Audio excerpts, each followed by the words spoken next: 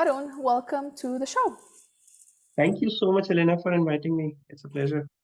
Tell us a little bit about your career story before we dive into today's topic. Absolutely. So I run a platform, an edtech company named as EduHubSpot.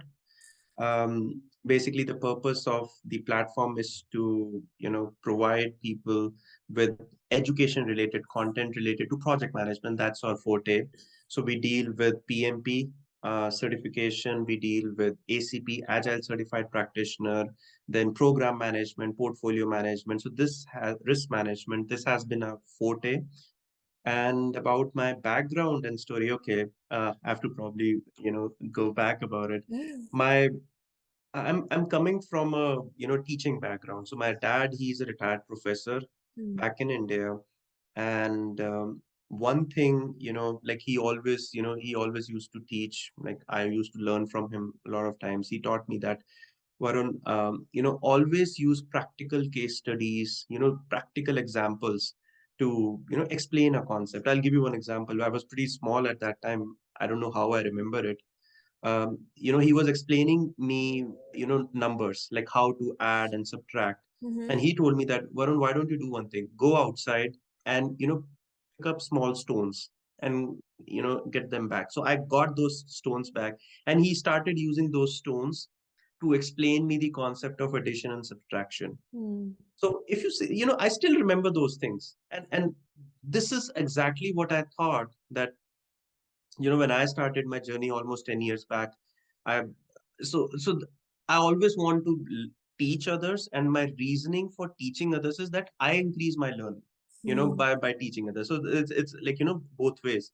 So I started training when I did my PMP. I started looking for jobs and help me get started. And the main reason what I was typically hearing was that, Varun, you're too young. The average age, I was in my 20s at that time. The average age for somebody teaching PMP was around, I would say, 45, 50 at that time. And people were saying, Varun, you're too young. You don't have that much practical experience. What our other Mm. trainers have, they have at least 20 years. So I said, please give me a chance to train. And, once I train, you will see, like, how the difference. And the example of my dad, of that stone I was talking about, Mm-hmm. I use his concept, Mm-hmm. which is use like practical examples, day-to-day examples, so that I can explain a difficult topic. And one fine day, after almost an year of struggle, one company said that, okay, we'll allow you to train. So I remember I went to Cleveland, Ohio. That was my first training. I went there. And I remember, when I was talking, like, at the reception desk, I asked the person that, hey, I'm here for the training. I was wearing, a suit and everything, business suit. I was looking good, I feel. And, the person who was sitting at the reception, she told me that, Varun, I don't see your name here. And I said, no, how is it possible? It should be there.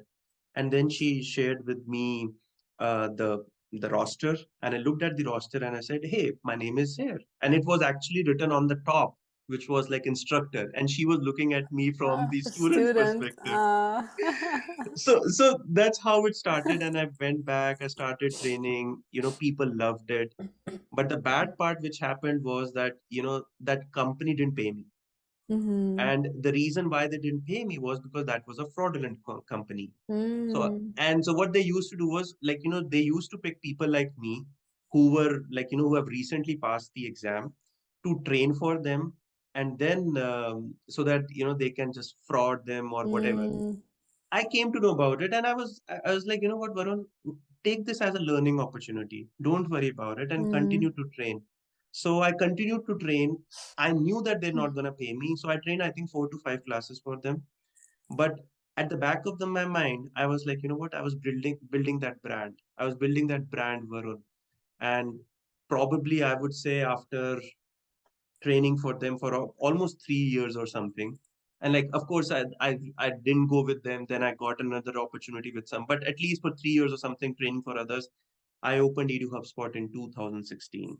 Mm-hmm. And our focus is not just to help you pass the exam, but touch people's life. That's how touch Mm-hmm. people's heart. And how do you do that is actually when you make a difference in their life. So it's not just about clearing the exam. Anyone can do that. It's Mm-hmm. more about, going out of the way, helping them to make sure that you actually make an impact.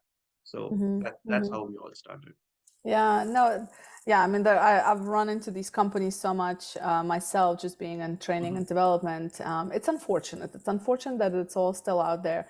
And I agree, it just comes down to there's so many trainers out there, but I think those stand out are those that have that genuine want to be there, like that genuine want to add that impact. And you can see a difference because there's some that, like, they're just telling you the material, they're not excited about it. They don't really care much for you as an individual, right? Like they just want to do their part of training and kind of get paid and move on. Correct. And I think that's important to recognize that. And I think, to be honest, I think companies and individuals starting to recognize, like, hey, there's a lot of these providers out there. You need to find a quality one. And that's why people go through recommendations and referrals when I source these kind of companies for Mhm. if I'm doing training or for the company, or for somebody who needs it. I definitely go through recommendations and referrals first, because Mhm. otherwise you never know what you're going to get. You got to go to really reputable kind of companies with great reviews, and Correct. otherwise, yeah, it's so that's awesome. And so what has inspired you, I guess, after 3 years to do it on your own versus continuing or maybe joining in a I don't know, corporate company and doing these things? So there were two reasons, and I'll be very upfront and honest with you. First reason was money. Mm-hmm. I thought that why do I have to make money for others when I can make money for myself? So that was my primary reason at that time. And now the reason has changed. Now it's no longer that reason why I'm Yeah. doing it. But yeah, that's why I started it. The second reason was that, when I teach for others, I have to follow their process. And even though Mm-hmm. I was getting like, great reviews and everything, I wanted to implement, like I want to do that hand holding where, I wanted to create a study plan. I want to answer the students' doubt even after the training. Mm-hmm. And they did not have that in their process. So I said that, what, I can do that myself. I think this is a gap over here to provide that quality training, give those homework, study plan. And that's how, I said, let me open my own thing. So I Yeah. started that. Hey, here we are. So that's good. And I'm also curious, in your, the years that you spent training people, what do you feel is the biggest obstacle to training? Like, because there's, we have so much information being thrown at us, right? Mhm. So how do people retain this information? Like, how do you make it effective? How do I make it effective? That's a very good question.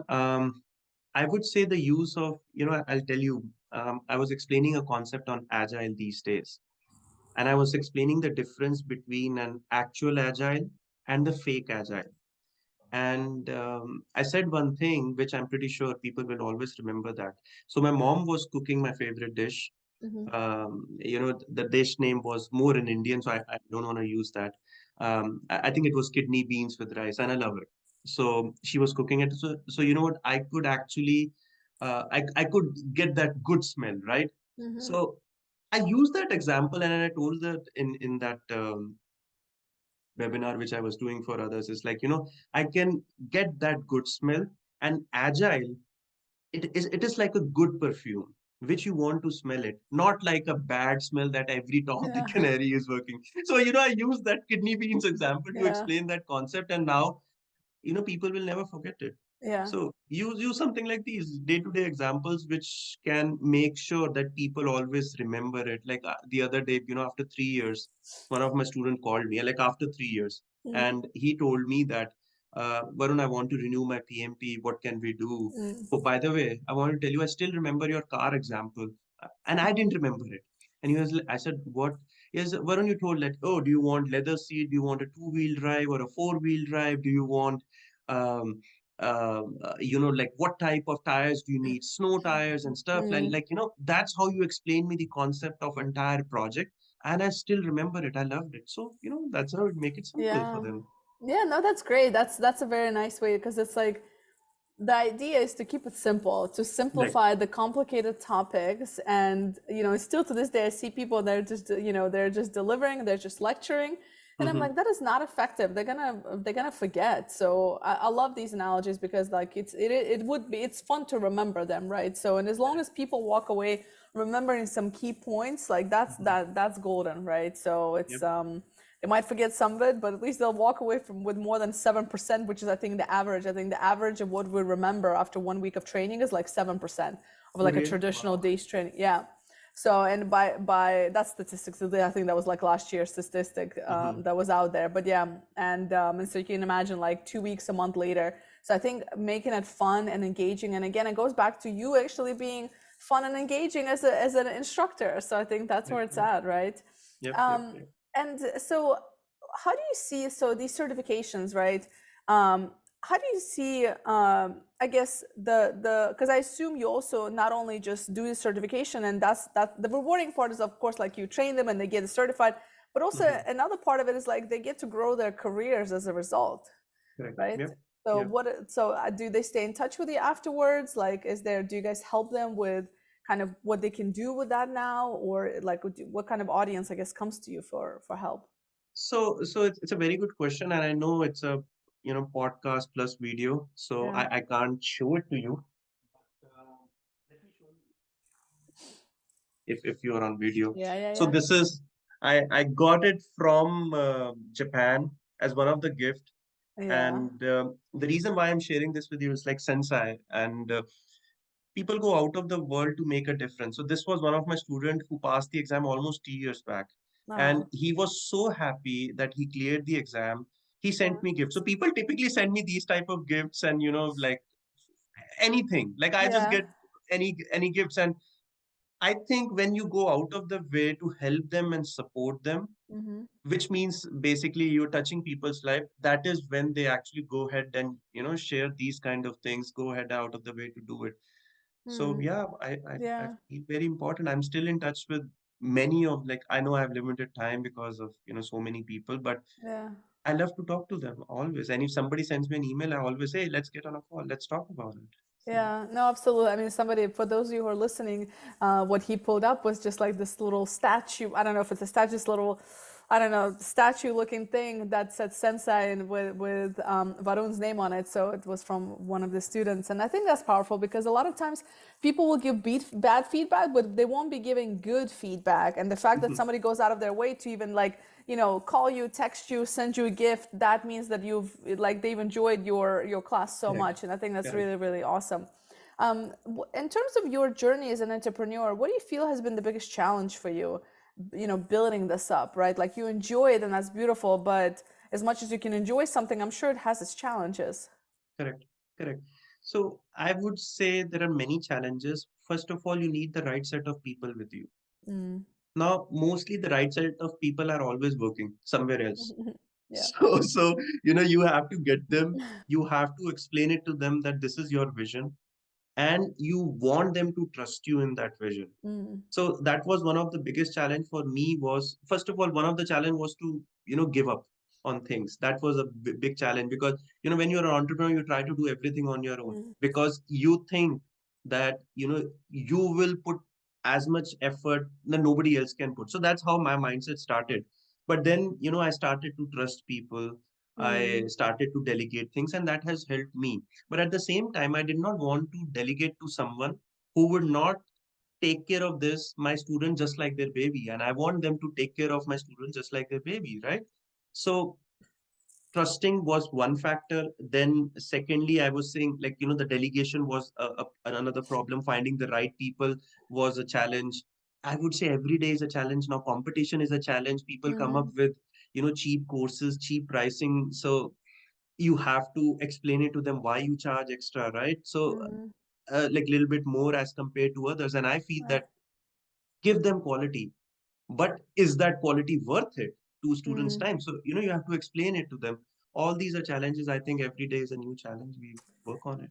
Yeah, it's like problem solving continuously. Correct. Yep. Yep. Yeah, I can only imagine. Have you seen generational differences between students that come to you? Maybe those that are more of like Gen X's versus Gen Z's, their Hmm. learning preferences. Is a lot of your training online or is it in person? Or like, do you see preference against or for from either generation? So my trainings have always been online, and I will tell you, before COVID, I was always online. At that Mm, time, I had a difficult problem that people prefer in-person courses as compared to online classes, but I have been online. And my reason for being online was that I call this statement world dominance. It's actually my, I always tell my team that, hey, we want to dominate this world. And how do we want to dominate this world is that anyone in the world, whosoever wants to do, the project management training, they come to mm, us. So that's my vision, which I give to the team. And it's the same logic. My trainings are all online and we are targeting the world, which means I can sit in my office in New York and I can train people all over the world, right? mhm, So to answer your second question, between the preferences, we have always been online. In person, I have trained some classes in the past, but again, I want to teach everyone in the world, not mhm, just mhm, one specific set of people. And I know travel can always be a problem. mhm, As far as the generational gap, I would say yes. Sometimes when student comes to me, we talk about their background, their experience, and somebody say, hey, Varun, I have 30 years of experience. I'll talk to them like, for somebody who says that 30 years of experience, you have to explain it to them that this is the new way of doing things, right? So mhm, it's a challenge as compared to somebody from Gen Z who is saying that, hey, I'm okay with that, right? They would love it, they would yeah. embrace it and take it forward. But on the other hand, if you talk about this, like somebody having 20, 30 years of experience, they come up with so many good examples based on their practical experience that I steal it from them. I tell them that I'm going to steal this idea from you, what you talk about, so that I can explain to other students, right? So it's both way around, I would say. Yeah, that's interesting. What are you most excited for 2023? Um, Lighting the streets. I'll tell you what does that mean. Mm, So in 2022, we trained close to 1,000 plus people, and I was talking to my mentor. For my students, I am the mentor, and I always tell them that every mentor has a mentor. Keep that mhm, in mind. So I was talking to my mentor, and my mentor told me that, Varun, you are lighting the bulbs of your house, but you're not lighting the streets yet. So you have to go ahead and light the streets. So that's mm, what he told me, and that's what my motive for 2023 is, to light the streets, to expand, to grow, come up with new courses, everything, just to make sure that mm, we are the one who is providing that quality training. Plus, of course, the reach has to increase. So that's the mm. goal for 2023. What do you feel has been your biggest achievement, either in personal or professionally? Um, I would say that it's personally, I became a dad. So it was one of my biggest achievements so far. It has changed me a lot. It has made me a better person. Mm, I'll give you one example. I think I'm being too candid, but I'll tell you. So, when you talk to someone, um, and again, it's nothing against anyone. It's more of my personal thought process. Like, when I was talking to someone, like, somebody is doing good, mhm, I would like, it's okay. It's not a, it's okay. Not like, sometimes I'll think it's not a big deal. What's the big deal in that? Or sometimes, I'll say, okay, sometimes I may get jealous, right? Oh my God, he's doing and I'm doing, like, yeah, that's the thought process. But now yeah, I would say that personally, after my son is born and, my family life, my relationship, I've started to do a lot of self-evaluation these days. I actually get very happy about others. Like, mm, for example, Elena, if do great, I would honestly be very, very happy about it. So I get that mm, happiness. And I'm not just saying this for the heck of saying it, but yeah, in reality, if you are doing great, if you are getting more and more, whatever, I will be very, very happy about it. mhm, So that has been one of the achievement. And I think I still have to reach to a certain stage where, I'm doing that. And the another achievement which I want to share with you is like, I feel like that now again it's a blessing in disguise. I have around a team of 20 people, right? So they are dependent on me to, take good strategic decisions so that, we all can grow and expand together. But that gives me that sense of satisfaction that because of me, I'm able to support 20 families. mhm, But again, it's a tension also that if you yeah, mess up something, their lives are yes. dependent. But I feel like that's an achievement actually. Mm.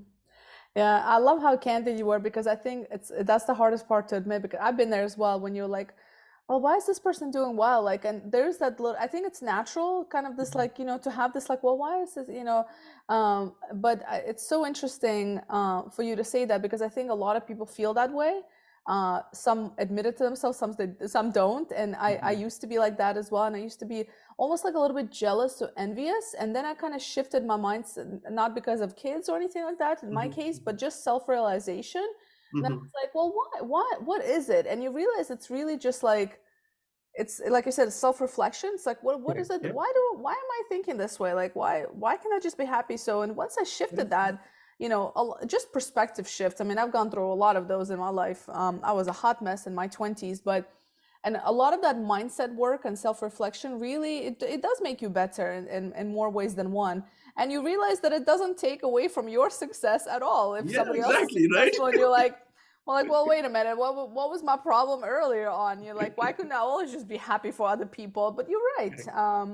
A friend of mine and I were having this conversation, and she admitted that to me. But she would be the same way for when she sees people in a relationship who are happy, Mhm. right? So, and for me, it was like the business people who are like successful. So I think it goes both ways for Correct. Yeah. different people. And so I appreciate you being candid because I think it's important to recognize that and it's normal. But not instead to use it as like motivation, be like, oh, I'm so happy for this person, like that's awesome. You know what I mean? Like not to compare, but just to be happy and to use it as an inspiration, maybe a Correct. motivation in a positive way. So that's awesome.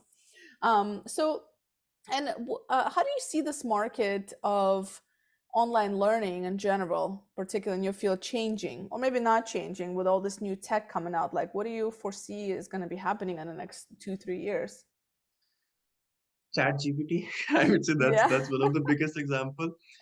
Um, I I honestly don't have an answer to that yet. I have not done a proper research Mm, myself, but I always feel that, of course, there could be some tasks which could be replaced, but that human touch can never be replaced. So the way I would be mentoring someone, I don't think so this could be replicated by a machine or a computer. hmm And world is changing, right? So I don't know, maybe 3 years later down the line, as you asked me, I could be replaceable from that aspect also. But I think it's too early to say.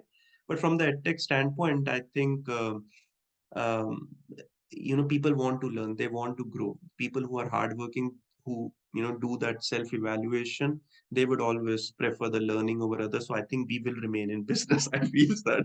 Yeah. Well, listen, if you're going to be lighting up the streets this year, then we can only hope what you're going to be doing next year onwards. So I think it's just being agile in your own business as well, right? Like it's just Yeah. applying the same methodology and just like getting through it, experimenting and seeing what sticks and taking advantage of whatever technology is coming your way, whether it's Yep. ChatGPT or whatever it may be. That whole thing is so interesting. Like I don't know, I've been playing around with it and I'm like, wow. It's Wow. impressive. But yeah, so that's you gotta just optimism, right? That's the Yep. number Yep. one trait of an entrepreneur.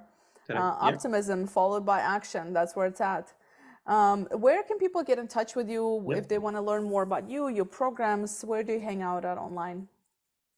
Sure, they can actually come on my website. It's www.eduhubspot, hubspot.com, Mhm. and talk on chat, reach out to us through messages, contact us, or just book a demo about project management. Somebody from the team will reach out to you, understand your background. So we are not into selling. Like Mhm. we are not like somebody comes in and we just start selling. No, that's not the thought process. In fact, if people from my sales team, they are also PMP certified. Mhm. So I have deliberately, you know got good right set of people with me because they understand their problem, right? So understand students problem, understand their background, and based on that, recommend them, hey, do this. Or sometimes we have, like, different programs. One could be cheap, one could be expensive from the cost standpoint I'm talking Right. about. But it's not necessary that we'll always try to sell the most expensive one, because that is Mhm. means more revenue. We try to understand the background and then recommend them whatever is good for them. So it's Hmm. more. Nice. And I'll make sure to include it in the show notes for those that are listening as well. And last question I always ask all my audience. What is one question you wish people asked themselves more often? That's a very good question. Um, I would say that specifically, I'll talk about the entrepreneur journey, right? One thing I've learned is, you know, I don't know in the beginning or it will remain throughout my life, but there have been stages when, I become low, I go down, and one of the reason why it is that, I work a lot. Sometimes I'll be working 15, 16 hours a day, and like, I'm passionate about, so I'm doing that, right? You feel low, you feel bad, right, about it sometimes, that you're not giving that time to yourself. Always, when you are at that stage, I would say take a break, get rid of your phone, and most importantly, ask this question to yourself, that why you are doing this, Mm, why you are going through this pain. And the answer for me was that I want to make an impact, I want to change people's life. So that motivates me. mm, The next day or after 2 days after that period, I feel more energetic and happy about it. So same mm. thing, why do you want to do this, and your answer will actually help you to motivate you to get you back on the track. Yeah, that's a powerful question because it's almost scary to ask because especially if you've been doing something for a long time and then you ask yourself that question, you're like, wait a minute, I'm not even sure why I'm doing this, or is it really worth to be doing that for that, right? Or Correct. for Yep. Yep. this. Yep. So that's a powerful question. It's a deep question to ask yourself for sure. Very You, nice. you know, you know what, Elena, that's why I told you this thing when you asked me that. Initially, when I started this, my Mm-hmm. motivation, one of the reason was money, Mm-hmm. but not anymore. I mean, Yeah. I'm okay to make less money till Yeah. the time I'm sustaining, but I Right. want to make an impact for me, which is more important than money nowadays, if you ask me. Yeah, yeah, and that's also very candid because you're right. Sometimes you do need money to kind of get things going and obviously to sustain Hmm. a life and all of that. But eventually it's not enough anymore. And there's Correct. Yep. something more that has to lead the way. Otherwise, you get burnt out very quickly if it's just for the money. Yeah, Yep. that's also very powerful to think about for those of you starting businesses and thinking about why you're doing it. Money is a great initial start, but it shouldn't be the only thing and it shouldn't be the driver Correct. either. Not for too long, at least. Varun, thank you so much for coming on the show. I very much appreciate the work that you're doing. And of course, our audience, if anybody wants to get in touch with Varun, use the show notes to get in touch. Thank Thank you you. so much. It was a pleasure.